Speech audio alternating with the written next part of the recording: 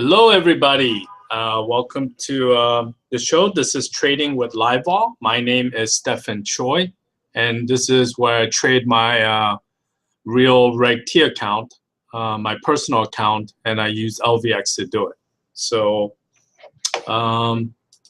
just in general, I was in a couple of trades. I was long AAL, and I was short XOM.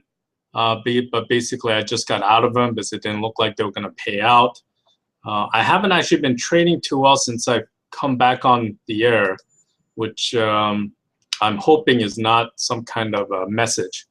But but basically, as you guys know, I've been doing pretty well. But in the last month, I've been pretty flat. So if I lose 2,000 today, basically I would only be up like 4,000 for the month. That's not great. That's not horrible, but the trend is the part I don't like. I was up 10 already by beginning of February, and basically I've given all that back. But that said, let's actually go to the market in general. So the market is basically, it's on a grind up, kind of like it was in October. Like after we made this, we came back from this 10% sell-off. Basically, as soon as we made the new high, the market just grinded up higher for literally like 3 weeks. And it didn't seem like no matter what the news, whatever situation that came about didn't make the market like rally really hard or sell off, just grind it up every day. And I almost feel like that's going to happen because the earnings season's over. The Greek situation has subsided. Ukraine and Russia came to some kind of temporary ceasefire, even though I think everyone knows that's not going to last. But in the end, that's the situation.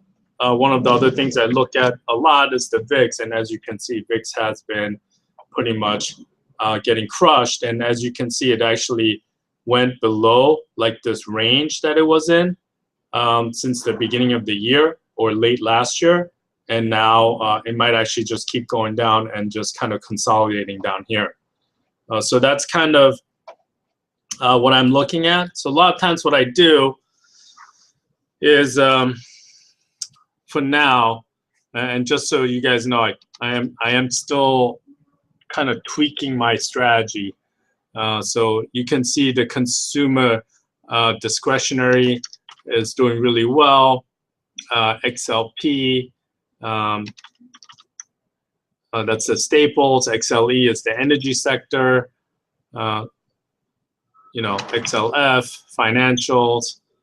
Then you have basically XLK, which is the technology, XLI, which is the industrial, XLB, which is the basic material, and XLU, right? So if you look at it, XLU is going down.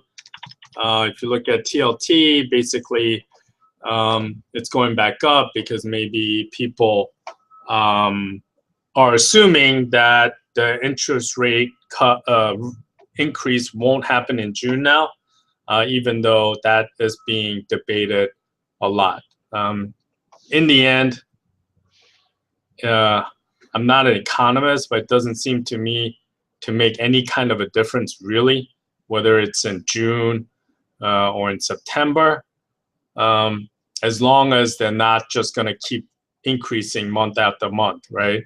And it didn't seem like they were going to increase. So they might do like a token interest rate increase this year, just to let people know that whatever they say is going to happen. But there's no indication from them that they're going to keep increasing the interest rates at a rapid pace, which is what I think as an investor you're worried about, right? So that's about that. So I'm trying to think of stuff to do. I was in, if you guys know me, I was a pretty big, proponent of Alibaba and Yahoo. Now there seems to be this I personally came into this, you know, kind of like a choice. Should I invest in Alibaba and should I invest in Yahoo? So I was investing in Yahoo before Alibaba became public. Once it became public, I just invested in Alibaba. But now, the more I kind of think about it, I'm leaning towards investing in Yahoo. I kind of will show you an article. So basically, I typed in like, Yahoo breakup value.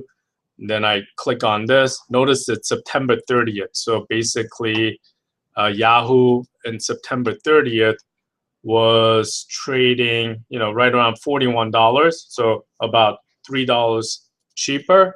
But since most of the value comes from Alibaba, if you look at end of September, Alibaba was trading around 87, which is kind of what it's trading right now. So in terms of the breakup valuation, it's very similar.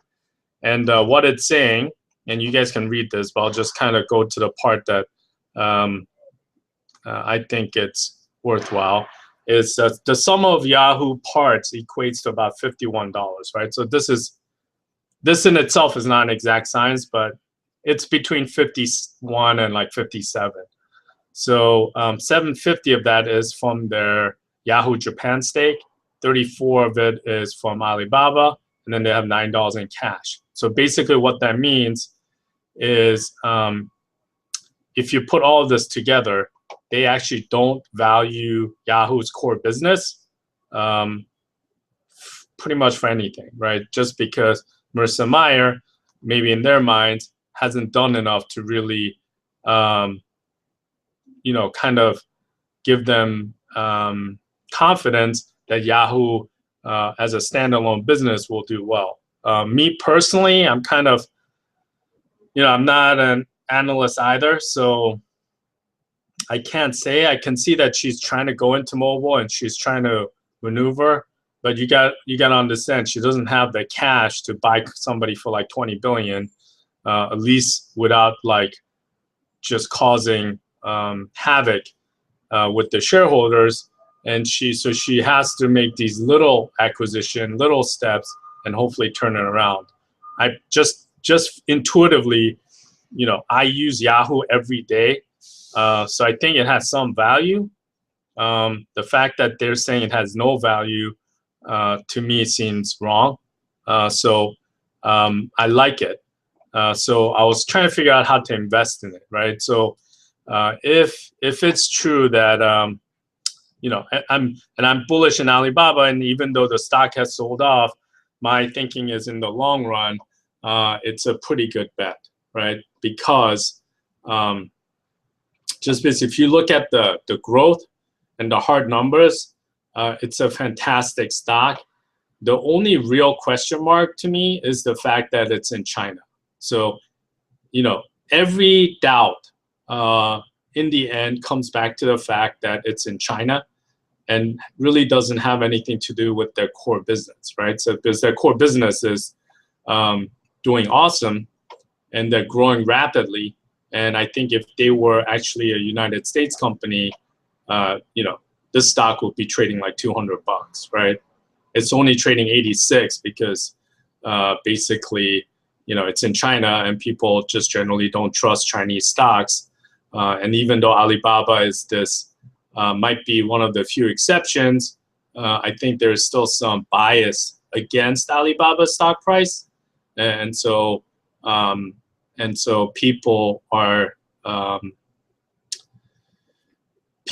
as comfortable investing in it. But if Alibaba, let's say, was around for like 10 years, I think that attitude will change. It comes slowly. You can't force people to change the attitude. And but I think in the long run, Alibaba is an awesome stock to invest in. And but my question is, how do I do it, right? So do I just buy Alibaba options, which I could from time to time, but in the long run, I feel like I have a better chance of doing it with Yahoo. So what am I looking at? So basically what I started doing was I started buying these January 40s. If you look at it, let me actually go to trade history. Did I start buying? I'm going to load up the trade history. So in Livevol X, you can see every trade that you did. You just go back and figure out when. So I bought 2 calls. I bought one today for 7.35, and then I bought one for 7.15 or something.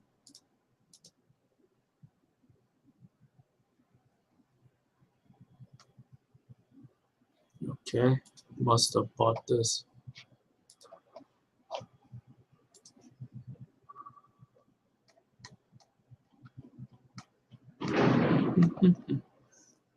Yes, I must have bought it before.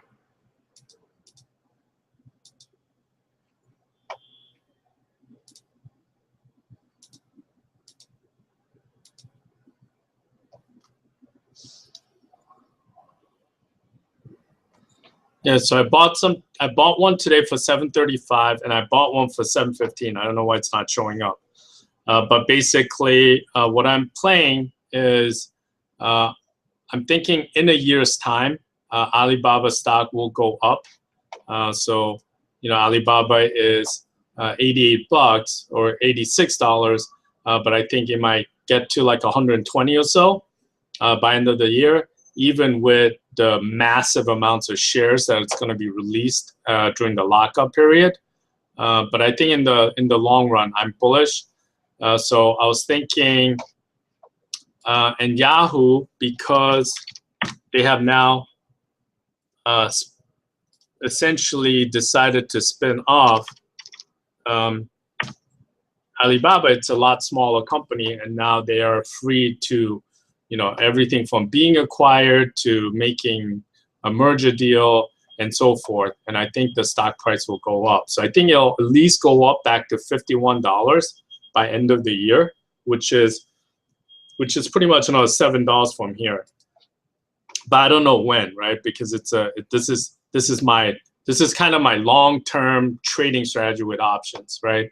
Kind of like the buy right situation. So I'm gonna buy these as time goes, and I think Yahoo is gonna trade like $51 at a minimum by January of next year. And the reason I say that is because of all the factors. So the fact that the Alibaba shares might increase. This is obviously before the spin-off is complete, right? Like, this won't work if they spun off the company already and then you bought Yahoo calls, just to be clear. So I'm going to eventually get some of this option is going to turn into Alibaba options if they spin it off before January expiration. And I want to get long these, and basically I'm going to keep them, right? So if for whatever by January comes around and it's 51, I should make a 50% gain on these options. But in the end, I think this way I have 2 calls. So I paid essentially $720 on the average per contract, and I have they're essentially acting as stock for me, right? So as Yahoo goes, this is acting as a stock. So for me to spend $720 versus actually paying $4,500 to buy 100 shares, or even on margin 2,200, there's a huge difference between 700 and 2,200, right? So even on a 50% margin, you would still be leveraged 3 to 1 better by doing the options. Now there is a risk, obviously, for those of you who are listening to this but have no idea about options. I suggest you guys actually read and study options, just so you know the basic functionality and the risk and rewards of a call and a put. But essentially, this can go to 0. My guess and my assumption is that it won't, that it'll go higher. I don't know how much it'll go back and forth, but when it does go to $51, I should make a pretty good gain, right? So if it goes to 51, the 750 intrinsically now turns into $11, right? So that's about 350 gain. And that's only if it happens by January. So if it happens within the next like 5-6 months, right? So let's say it happens in the summertime, there'll be still plenty of extrinsic value that are attached to these. So it'll be much higher than the $11. Most likely, let's see.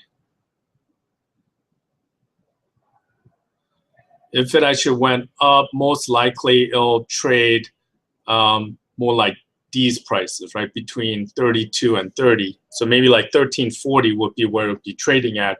Because you have to assume that there's going to be decay as well, right?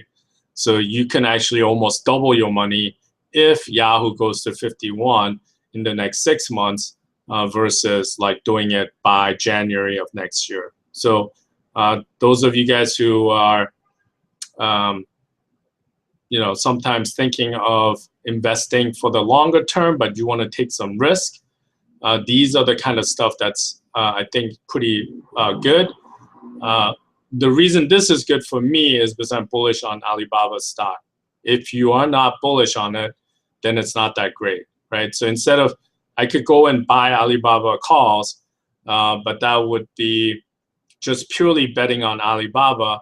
And this way, by putting money in Yahoo, I feel like I have a cushion, because just intrinsically, this stock should be trading 51. So I'm almost like buying these calls at a 33% discount. So I should be buying these for like 11, but I'm buying for 750 or so, 720.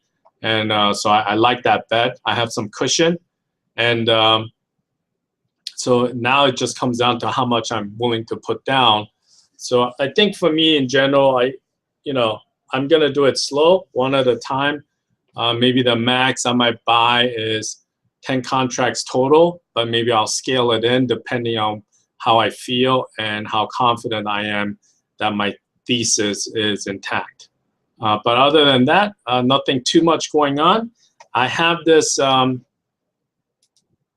was looking at this XLF. So one of the things I was doing was I was like I said, as a market maker, I had tons of positions, and most of the money was made by decay, right? So I would sell options, and then it would decay, and then I would make money that way. It hasn't really worked out as well with the Reg T account. Maybe if I got a PM account, that would change. But with a Reg T account, it's very difficult to generate a lot of revenue or income from trading. So, I had $100,000 in my trading account. So this is what I started with, and I was trying to take out, like, and this is maybe not realistic, but I was trying to take out 10% a month, right? So I was trying to make $10,000 a month on a $100,000 account. And there was just no way I can really do that by front spreading, which is shorting options on a Reg T account. So I started, most of it had to do with buying options, but then there's like this decay issues. So my P&L has just been going really crazy just because I don't have